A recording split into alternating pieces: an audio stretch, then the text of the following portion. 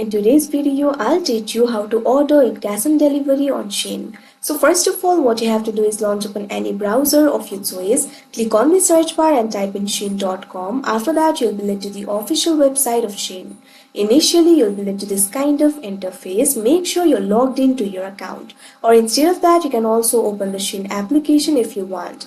Now in the home page, you'll be able to find various products over here. Make sure to add the products to the cart. Once you've done that, what you have to do is simply click on the cart icon that you can see right over here on your screen. Now once you do that, you'll be led to the cart interface. You'll be able to see all the items that you've added to cart over here. Right over here, you'll be able to find the option for checkout now. Click on it. Now once you do that, you can see over here, you'll be led to the checkout interface. Now over here, you'll be able to find the order summary. You'll be able to find the retail price, shipping fee, on-time delivery guarantee, etc. If you scroll down, right over here, you'll be able to find the payment methods.